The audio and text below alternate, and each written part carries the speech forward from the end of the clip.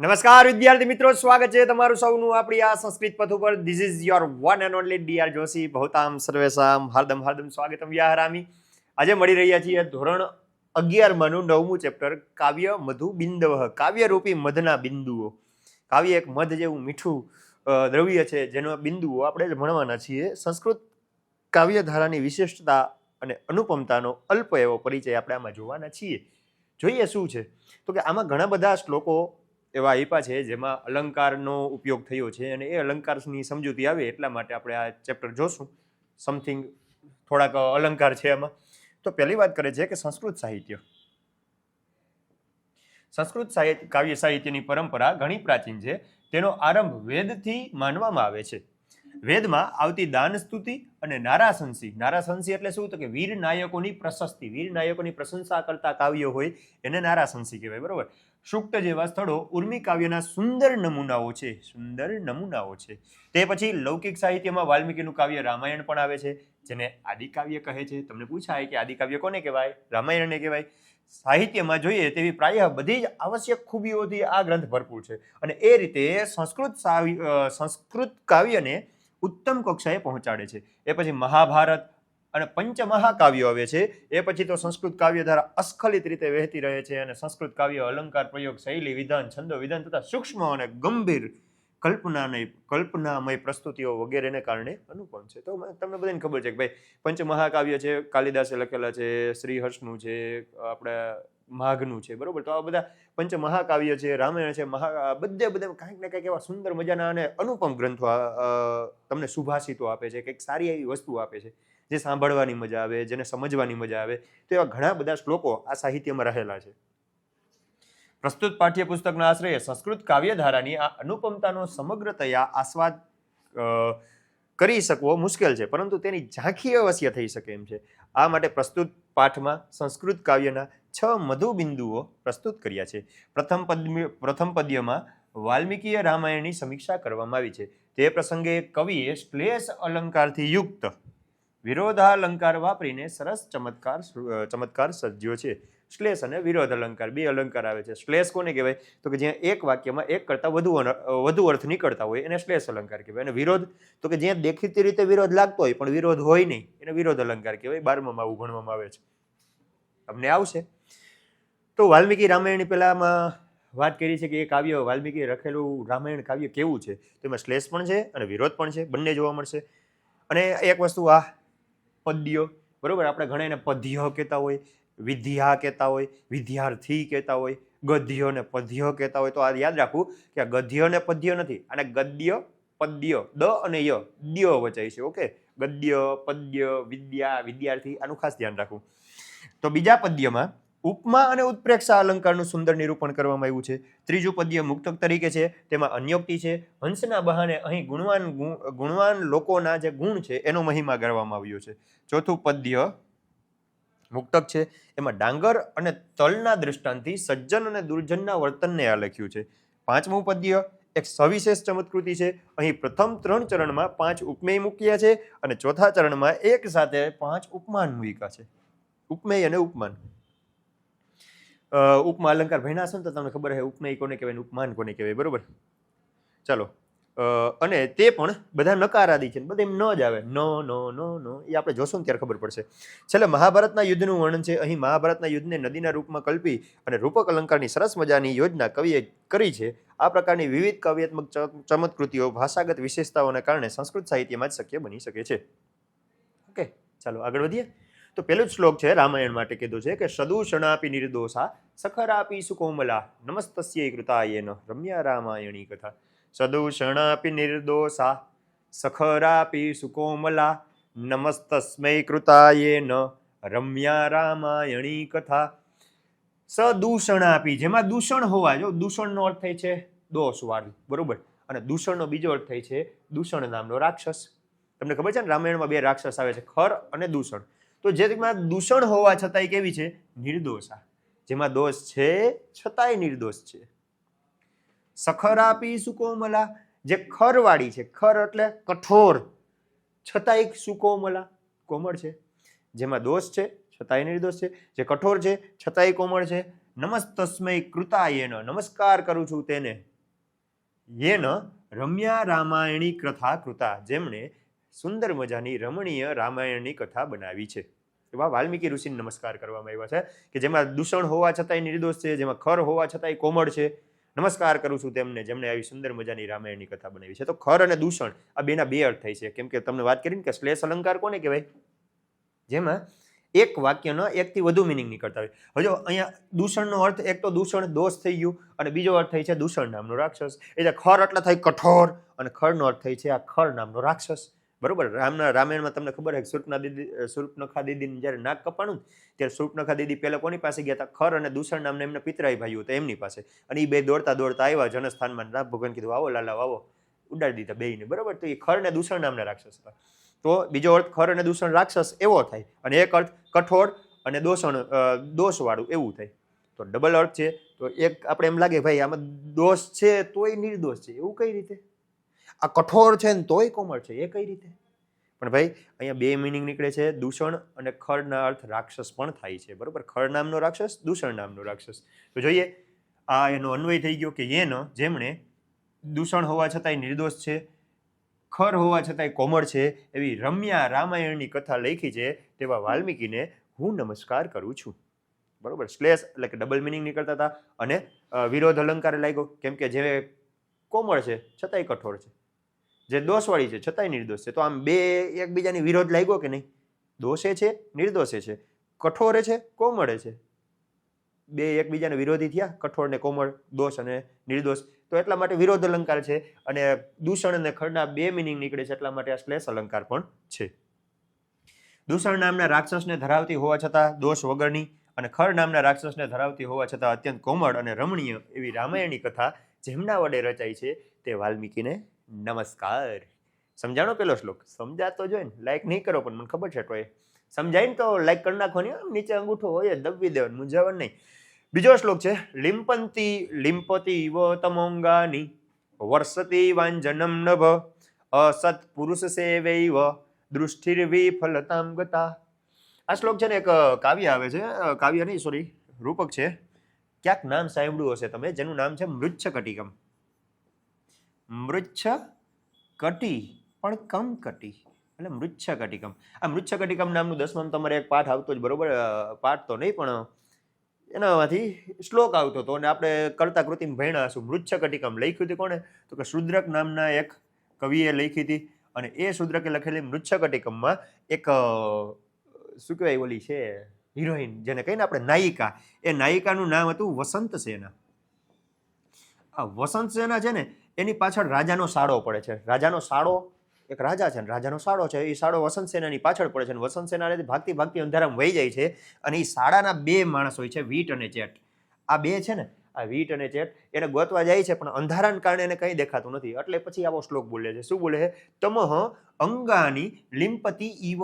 તમઃ એટલે કે અંધકાર, અંગાની એટલે કે અંગોને, લિંપતિ જ્યારે વીંટડી છે, વીંટડે છે.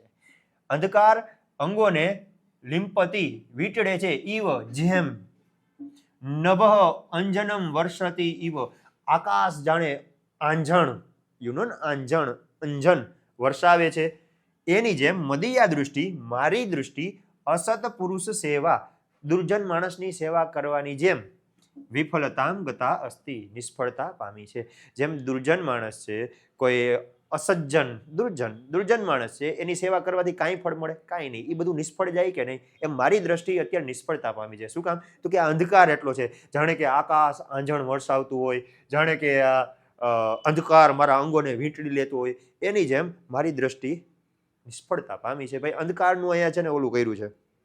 એ અંધકાર એવો છે જાણે કેમ આકાશ આંજણ વરસાવે ઉપરથી. આંજણ એટલે ખબર ને? કાજલ આંખમાં લગાવે, આઈકોનિક કાજલ આપકી ગહેરી આપકી આંખો કો રખે ગહેરાવર ખાલા, એવું કંઈક આવતું હોય ને. તો એ આંજણ જાણે કે આકાશ આંજણ વરસાવે છે અને જાણે કે આ અંધકાર અંગોને વીંટળાઈ રહ્યો છે. અસત પુરુષ માણસની સેવાની જેમ મારી દ્રષ્ટિ મારી નજર નિષ્ફળતા પામી છે. જોઈએ શું કામ? તો કે અંધકાર એટલો હતો ને એટલે આ ભાઈ બે આ વીટ ને ચેટ છે ને એવું બોલે છે કે ભાઈ અંધકાર જાણે કે અંગોને લીંપે છે, આકાશ જાણે કે કાજળ વરસાવે છે, મારી દૃષ્ટિ દુષ્ટ માણસની સેવાની જેમ નિષ્ફળતા પામી છે. દુષ્ટની સેવાથી કાંઈ ફળ ન મળે, નકામું જ જાય. એ મારી દ્રષ્ટિ અત્યારે નકામી જઈ રહી છે, મને ઓલી દેખાતી જ નથી. ક્યાં ગઈ વસંત છે ને? કેમ કે અંધારામાં ભાગી ગઈ હતી, લોપ થઈ ગઈ તો ક્યાંક ગોવાઈ ગઈ. અંધારું દેખાય છે ને તમને. આગળ વધીએ. નેક્સ્ટ આપણે વાત કરી હતી ને કે ગુણવાન માણસોમાં ગુણ હોય એનો ફાયદો શું, તો કે એના માટે આ શ્લોક આપ્યો છે. યત્રાપી કુત્રાપી હવંતુ હંસા, યત્રાપી કુત્રાપી ભવંતુ હંસા, હંસા મહી મંડલ મંડનાની, હાનિસ્તુ તેષામ હિ સરોવરાણામ, યેષામ મરાલય સહ વિપ્રયોગ. યત્રાપી કુત્રાપી ભવંતુ હંસા. હંસાબેન ભરતભાઈ પરમાર. યત્રાપી કુત્રાપી ભવંતુ હંસા. યત્રાપી એટલે કે જ્યાં પણ, કુત્રાપી ક્યાંય પણ, ભવંતુ રહો, હંસા એટલે કે હંસો. હંસો જ્યાં ક્યાંય પણ રહો. હંસા મહી મંડલ મંડનાની. હંસા એટલે કે તે હંસો, મહી એટલે પૃથ્વી, મંડલ એટલે કે મંડલ, પૃથ્વી મંડળના, મંડનાની એટલે કે શોભાવનારા ઘરેણા સમાન છે. હંસ જ્યાં પણ રહેશે ત્યાં પૃથ્વીની શોભા વધારનારા જ રહેશે, પૃથ્વીના ઘરેણા સમાન જ રહેશે. અહીંયા રે, ત્યાં રે, જ્યાં રે હંસ છે ને એ તો હંમેશા પૃથ્વીના ઘરેણા સમાન રહેશે.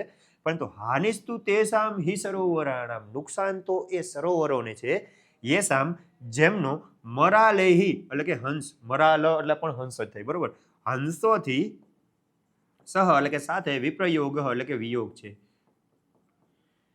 ભાઈ હંસ તો અહીંયા રહેશે ક્યાં રહેશે? હંસ તો એ ઘરેણા સમાન જ રહેવાના. નુકસાન તો આ સરોવરને છે, જેને આ હંસથી દૂર થવાનું છે, કે જેનાથી હંસો દૂર થવાના છે.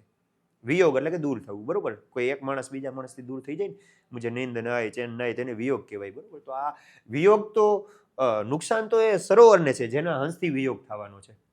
કોઈ સારો માણસ હોય, એ કોઈ એવી જગ્યાએ હોય અને એ ગમે આ જશે તો એનું તો ભલું જ થવાનું, કેમ કે એ માણસ સારો છે, એનામાં યોગ્યતા છે, એ ગમે આ જશે એનું સારું જ થશે. પણ નુકસાન કેને છે? જે માણસને ઓળખી નથી શકતા, જેવા માણસને હાચવી નથી શકતા. સમજ્યા? જોઈએ છીએ હંસો જ્યાં પણ અથવા ક્યાંય પણ રહો, એ હંસો ભૂમંડળના આભૂષણો છે. ખરેખર નુકસાન તો એ સરોવરને છે, જેમને આવા હંસોથી વિયોગ થવાનો છે. સમજ્યા? જ્યાં સારા માણસોની મતલબ કિંમત ન થતી ને એના માટે કે ભાઈ સારા માણસ જ્યાં જશે ને એનું તો ભલું થવાનું છે, એ પોતાનું કરી જ લેવાના. નુકસાન એને છે જે આવા સારા માણસોને સમજી નથી શકતા ને એનાથી જેનાથી આવા સારા માણસો છૂટા પડશે ને એ વ્યક્તિને, એ વસ્તુને, એ સંસ્થાને નુકસાન છે. આવું સમજાવવા માંગે છે. અન્યોક્તિ અલંકાર છે. હંસ દ્વારા દરેક સારા સજ્જન માણસોની વાત કરવામાં આવી છે. ભાઈ સમજાઈ ગયું? આગળ વધીએ. અન્યોક્તિ એટલે ખબર ને? અન્યોક્તિ એટલે કે કોઈ વાતને આડકતરી રીતે કીધી હોય ને એને અન્યોક્તિ કહેવાય. પછી વાત આવે છે અસ્માન વેહિ કલમા નલમા હતાનામ, યેષામ પ્રચંડ મુસલૈરવદાત તૈવ, સ્નેહમ વિમુચ્ય સહસા ખલતામ પ્રયાંતિ, યે સ્વલ્પતાડન વસાન્ન વયમ તિલાસ્તે. વાત કરી છે તલ અને ડાંગરની. યુ નો ડાંગર. ડાંગર એટલે શું? તો કે જેમાંથી ચોખા નીકળે. ફોતરી વાળા ચોખા હોય ને એને ખાંડો એટલે ફોતરા અલગ થઈ જાય, ચોખા એમાંથી નીકળે, તો એ ડાંગર. તલ એટલે તલ, તલની ખબર છે ને તમને, તિલ. એ બેની વાત કરવામાં આવી છે, તો આપણે અન્વયથી જોઈએ, બરોબર. અસ્માન અમને, કલમાન અવેહી અમને આ ડાંગર જાણજે ભાઈ, અમે આ ડાંગર જેવા છીએ. યેષામ જેમને, પ્રચંડ મુસલેહી, પ્રચંડ એટલે કે ખૂબ જ જોરથી, અને મુસલ એટલે કે આઘાત કરવામાં આવતા. મુસલ એટલે ખાંડવું, બરોબર. આ જો આ લાકડાથી ખાંડતો હોય ને એને મુસલ માર્યું કહેવાય, બરોબર. પેલા સમયે મસાલા ન ખાંડતા બધા, મોટા મોટા ઓલા હોય ખાંડણિયા એમાં, તો એને મુસલ કહેવાય. જે વારંવાર ખાંડણિયાથી ઓલા શું કહેવાય મુસલથી પ્રહાર કરવામાં આવતા. આ હતા નામ એટલે કે આઘાત કરવામાં આવતા. અવદાતતા એવ, ચડકાટ, ચમક વધે છે. ભાઈ અમને છે ને એ ડાંગર જેવા જાણજે, જેને વારંવાર આ મુસલ વડે પ્રહાર કરવામાં આવતા એની ચમક વધે છે. મતલબ કે અમને જેટલો અમારા ઉપર આઘાત થશે ને એટલી અમારી ચમક વધશે, એવા અમે ડાંગર જેવા છીએ.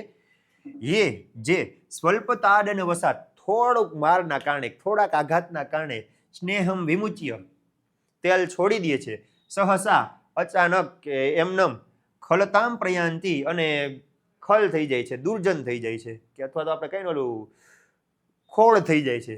તે તિલાહા વયમ ન, તેવા તલ અમે નથી. ખલતામ પ્રયાંતિ, ખલતા પામે છે કે ખોળ જેવા થઈ જાય છે, એવા તલ અમે નથી. ભાઈ અમે છે ને ડાંગર જેવા છીએ, જેમાં જેટલો આઘાત થશે ને એટલા ચમકવાળા થશું. અમે ઓલા તલ જેવા નથી જે થોડોક પ્રહાર થાય ને તેલ મૂકીને ખોડ થઈ જાય.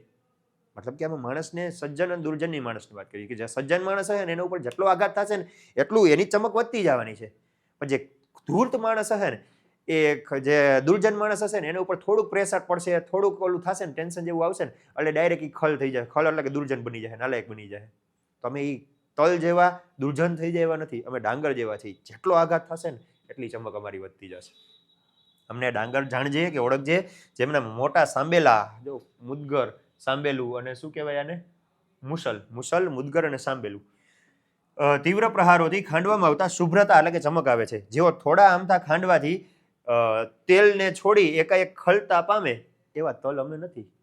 અમારા ઉપર જેટલો આઘાત થશે, અમે સજ્જન માણસ છે, જેટલું અમારા ઉપર પ્રેશર ટેન્શન આવશે ને એટલું અમે ચમક ધરાવશું. થોડાક ટેન્શનથી કે થોડાક એવા આઘાતથી સ્નેહને મૂકી દઈ, પ્રેમને મૂકી દઈ અને દુષ્ટ થઈ જાય, દુર્જન થઈ જાય એવા તલ જેવા અમે નથી. સમજાણું? સમજાતું હશે. આગળ વધો. મસ્ત મજાનો શ્લોક છે.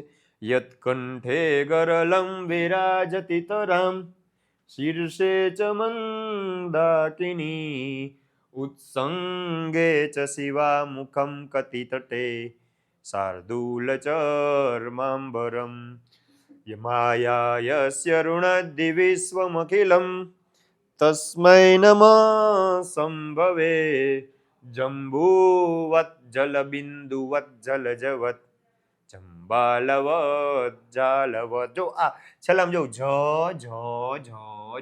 જ એકનો એક અક્ષર વારંવાર રિપીટ થયો અને આ બધા ઉપમાન છે. બરોબર? જોઈએ શું કે છે. યત કંઠે ગરલમ વિરાજતી. યત જેમના, કંઠે ગળામાં, ગરલમ એટલે કે વિષ, ઝેર, વિરાજતી રહે છે. કેની જેમ? જંબુવત જાંબુની જેમ. જાંબુનું ફળ ખબર ને યુનન? જાંબુ, રોઝ એપલ, જાંબુ. જાંબુને જાંબુ જ કહેવાય કે જેના ગળામાં જાંબુના ફળની જેવું વિષ વિરાજે છે. જો એ ગળામાં આટલું નાનું એવું જાંબુના ફળ જેટલું વિષ રહેલું છે. શીર્ષે ચ મંદાકિની જલબિંદુવત. શીર્ષે એટલે કે માથા પર, મંદાકિની એટલે કે આ ગંગા, જલબિંદુવત પાણીના ટીપાની જેમ રહેલી છે. ઉત્સંગે ચ શિવા મુખમ એમના ખોડામાં, શિવા એટલે કે પાર્વતીજીનું મુખ કેમ રહેલું છે?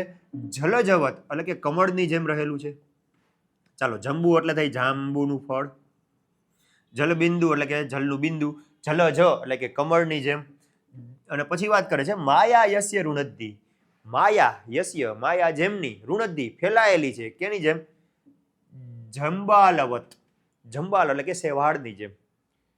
અને ના રહી ગયું. શિવામુખમ કતિતટે શાર્દૂલ ચર્માંબરમ. અને કતિતટે જો કમરના ભાગમાં, શાર્દૂલ ચર્માંબરમ, શાર્દૂલ એટલે કે વાઘ, વાઘાંબર કહે ને, બરોબર? એ વાઘની ચામડી કેની જેમ રહેલી છે? જંબાલવત એટલે કે શેવાળની જેમ રહેલી છે. પેલા વાત કરી જેના ગળામાં વિષ વિરાજે છે, જાંબુના ફળની જેમ, માથા ઉપર મંદાકિની વિરાજે છે, પાણીના ટીપાની જેમ, ખોડામાં જેમના શિવા એટલે કે પાર્વતીનું મુખ છે, કમળની જેમ, અને કમર પર જેને શાર્દૂલ એટલે કે વાઘની ચામડીનું અંબર, વાઘાંબર રહેલું છે, જંબાલવત એટલે કે શેવાળની જેમ. યુનન શેવાળ, શેવાળની જેમ, શેવાળ. અને માયા યસ્ય ઋણદ્ધિ વિશ્વમખિલમ. અને જેનાથી આખું વિશ્વ આચ્છાદિત થયેલું છે, જેની માયાથી આખું વિશ્વ આચ્છાદિત થયેલું છે. માયા કેના સમાન છે? ઝાલવત, ઝાડરૂપી માયાથી જેને આખું વિશ્વ આચ્છાદિત થયેલું છે. તસ્મૈ સંભવે નમઃ. તેવા શિવ ભગવાનને હું નમસ્કાર કરું છું. કેવા શિવને? તો કે જેમના ગળામાં જાંબુના ફળની જેમ વિષ રહેલું છે, મસ્તક પર પાણીના ટીપા જેવી ગંગા રહેલી છે, ખોડામાં જેમનું શિવાના મુખ છે, કમળ જેવું શિવાનું મુખ જેના ખોડામાં રહેલું છે, કમર પર વાઘની ચામડીનું અંબર એટલે કે વાઘાંબર શેવાળની જેમ રહેલું છે, અને જેની માયા આ વિશ્વમાં ઝાડની જેમ ફેલાયેલી છે, એવા શિવ ભગવાનને હું નમસ્કાર કરું છું. જેના કંઠમાં જાંબુફળની જેમ વિષ વિરાજે છે, મસ્તક પર ગંગાજળ જળ બિંદુની જેમ વિરાજે છે, જેના ખોડામાં પાર્વતીનું મુખ કમળની જેમ શોભે છે, જેના કટી પ્રદેશમાં વાઘાંબર શેવાળની માફક વિશેષ રૂપે શોભે છે, અને જેની માયા સમગ્ર વિશ્વને ઝાડની જેમ અટકાવી રાખે છે, ફસાવી રાખે છે. તસ્મૈ શિવાય નમઃ. તેવા શિવને નમસ્કાર થજો કે નમસ્કાર કરું છું. સમજાઈ ગયું? ગળામાં જાંબુની જેમ, જાંબુ બ્લુ કલરનું હોય, વિષ બ્લુ કલરનું હોય, તો કે ભાઈ એનું જે રહેલું છે, ગળામાં વિષ જાંબુની જેમ રહેલું છે, માથા પર ગંગા જલબિંદુની જેમ રહેલી છે, ખોડામાં મુખ પાર્વતીનું કમળની જેમ શોભે છે, જેના કમર પર વાઘાંબર શેવાળની જેમ છે, અને જેની માયા દુનિયાને ઝાડની જેમ ફસાવી રાખે છે, અટકાવી રાખે છે, એવા શિવ ભગવાનને નમસ્કાર કરું છું. નમસ્કાર થજો. ડન? સમજાઈ ગયું? અને છેલ્લે વાત કરી છે નદીની. તમને નદી દેખાતી હશે. જો કૃષ્ણ ભગવાન પાંડવોને હોળી બેહાડીને લઈ જાય છે. ભીષ્મ દ્રોણ તટા જયદ્રથ જલા ગાંધારની લોત્પલા શલ્ય ગ્રાહવતી કૃપેણ વહની શલ્યેન વે કર્ણેન વેલાકુલા અશ્વત્થામ વિકર્ણ ઘોર મકરા દુર્યોધના વર્તિની સોત્તીર્ણ ખલુ પાંડવૈરણ નદી કૈવર્તક કેશવ.